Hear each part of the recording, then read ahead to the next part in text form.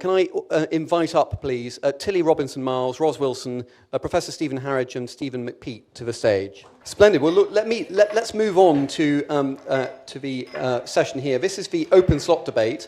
These are the winners from our open slot competition that ILC launched to allow other bold solutions to be presented at the Future of Ageing.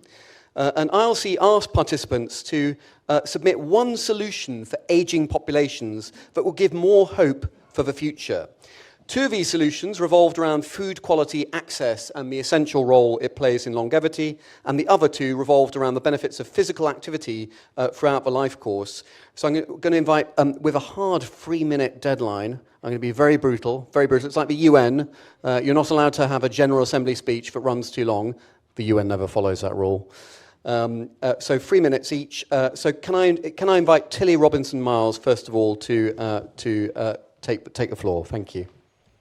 Thank you so much, and it's great to see some familiar faces, and I'm glad that this session about food is after lunch and not before lunch. So it seems fitting to be sitting here to discuss food after we had a delicious and nourishing meal and an opportunity to converse with others. But as we sit here in a position of privilege with full stomachs, it's important to recognise that this is not afforded to everyone in society. Food is a basic need. As part of Maslow's hierarchy of needs, it is a physiological component without which we would be dead. But it's also an enabler of so much more, of belonging, self-esteem, and friendship. I believe food must be prioritised in policy at a cabinet secretary or ministerial level, but not just as a singular component. I believe a CabSec or Minister for Food Systems is essential for using food in a systemic way. We recognise the systemic role of other elements of Maslow's hierarchy of needs, for instance, housing, shelter. But why and how can we afford for food to be so low down the pecking order of government priorities when we have people starving and a planet that's burning? We have yet to see any UK government truly harness the necessary and transformational tool of food systems.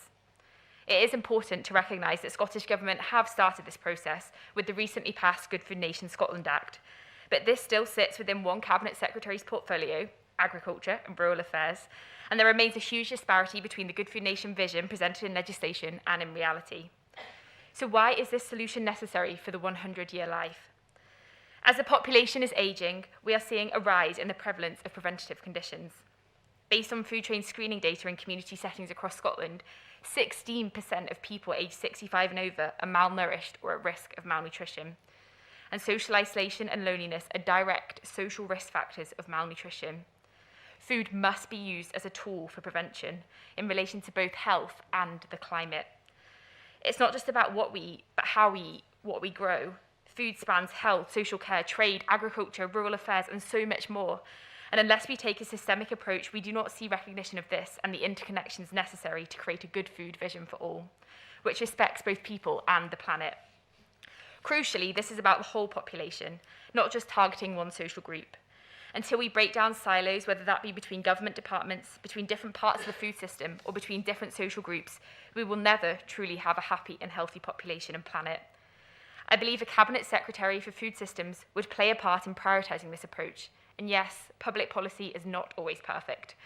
But we will not live a 100-year life without recognising how we're going to feed everyone, how we're going to connect, how we're going to prevent many preventable conditions, and how to reduce the impact of climate change. A food systems approach plays a part in reducing inequality in the system and ensuring we live in a society that respects planetary boundaries whilst harnessing the food we produce, share, and eat to create a healthy, connected, and fulfilled population, which should all be essential parts of the ageing experience, whatever age we are. Thank you.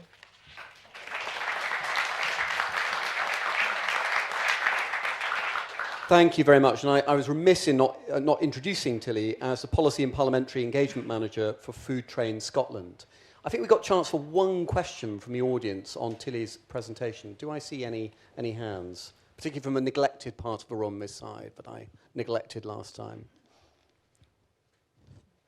Any hands up? Yes, the lady up there. Thanks, Tilly. My question to you, but maybe to the whole room, is why isn't the work that Food Train is doing happening everywhere? And why isn't it public policy? I think it comes down to money at the end of the day. ultimately we rely on grants. You know, we've seen a massive strip back of local authority funding, as we discussed earlier. Yet a massive rise in demand for people needing access to food. As we've maybe discussed, social care is important, but where does food come into social care legislation? There's just this mad assumption that magically food appears in someone's fridge and that someone can cook the food and eat that nourishing food and has someone to eat that food with. It's actually disgusting that we see food as such a low priority, and we're talking about health in this room, but no one's talked about food, and no one's also talked about climate change. We might not even be here in however many years' time. We've got to tackle these problems in a systemic way, otherwise, who knows if we'll even be in a room discussing these things. Thank you, Tilly. There's probably time for one more question in the room, if there's another question that anybody wants to ask. Yes, the gentleman way up the back there. I just wondered whether there's any health systems cabinet member in another national government that you can identify, or is it how pioneering an idea is it, or is it borrowed from another? To be honest, I knew this question would come up, and I wish I'd had more time to do some more digging, but crucially, I think it's not a health systems approach, it's a food systems approach, and that's different in taking that health lens, which we do see in more examples, but with food, we really need to look at where we're producing the food, and it really became a big priority last year in the start of the Ukraine war, and we saw suddenly these big government meetings around our food security at a national level, but we hadn't really seen that level of ministerial cross-working to the same extent. So I'm not exactly sure, but in a UK level at least, it's not really ever happened. Tilly, thank you very much. Let's move on now to Ros Wilson.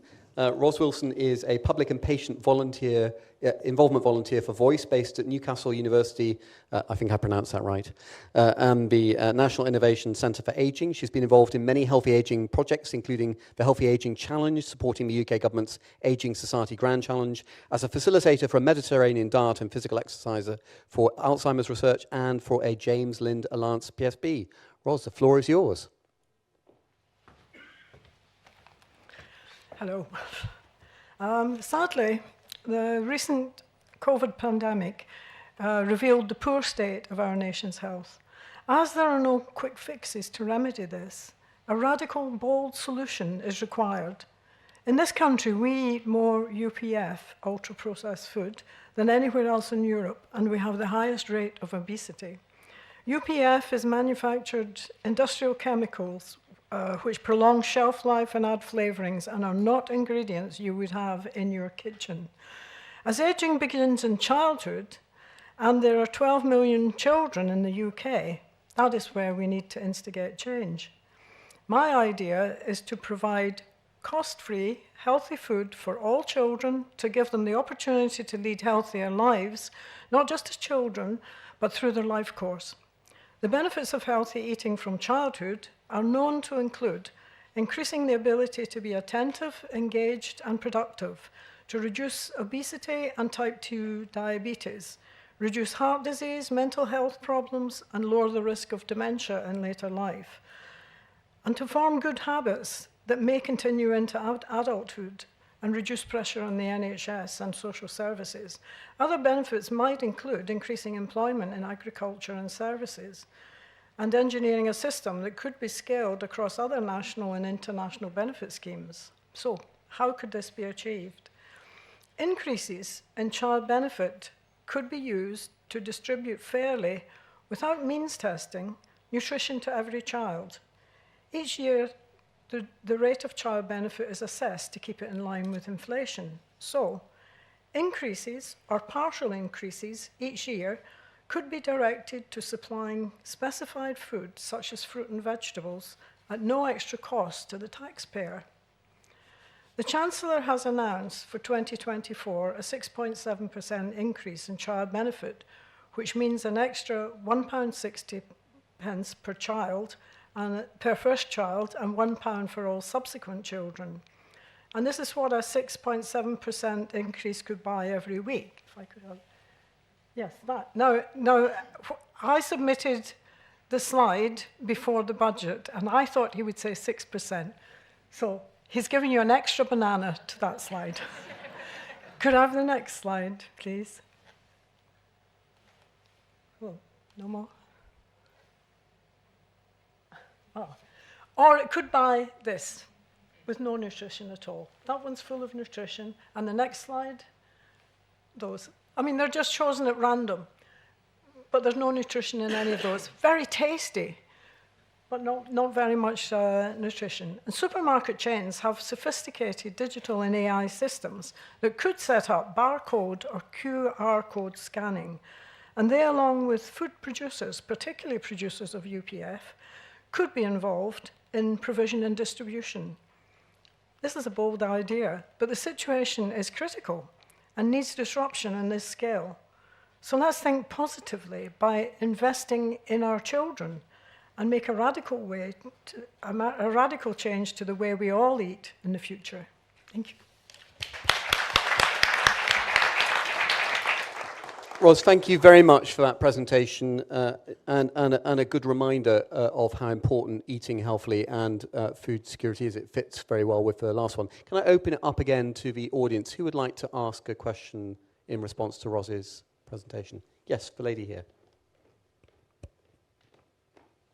A microphone is wending its way down to you. Thank you, Ros. I really enjoyed your presentation. What can we do to support that idea to go further?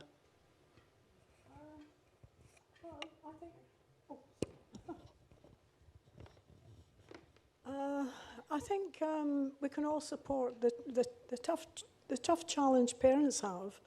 I think with the amount of advertising of poor quality food, and they have such busy lives and so on. I think we need the state to step in and give a bit of a help. I know people will say nanny state, but nannies are not so bad.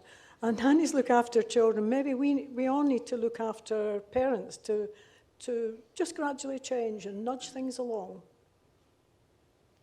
Thank you. Would anybody else like to ask a question in response to Ros's presentation? Can I ask a question? Of course, please do, yeah. Can you use the mic, though, if that's right? Just, yeah, perfect. So why do you think that you want to provide like the physical food rather than potentially a meal, like expanding the provision of free school meals to a greater proportion of children? Well, I don't really think it's the school's job. I think they have enough of a challenge of their own. But not all children go to school. Preschool children, are important too, and right from birth. And although you might say, well, babies wouldn't eat this food, their mothers can eat it and pass it through the chain. But I think also, sorry, I've completely lost the question. Expanding preschool meals. Sorry, expanding. Whether about expanding free school meals versus like physical. Yeah, school meals. School meal. When it comes to school meals, there then begins to be means testing. Who actually needs them and who doesn't, and so on. And for me, this way, every child gets the opportunity. Yes, there'll be some anomalies in the system, and there'll be all sorts of things happen. But we need to be vigilant, and I'm sure we've got the expertise in this country to actually carry out a system of food provision rather than just handing over cash. I think also during the pandemic, one of the great things that was discovered was that even when people were locked in their homes, and many were not earning any money, nobody was dying of starvation, were they? I mean, you can get food to the people. So I think we need a positive action to actually supply food, actual food, healthy food to children for the future. Ros, thank you very much indeed.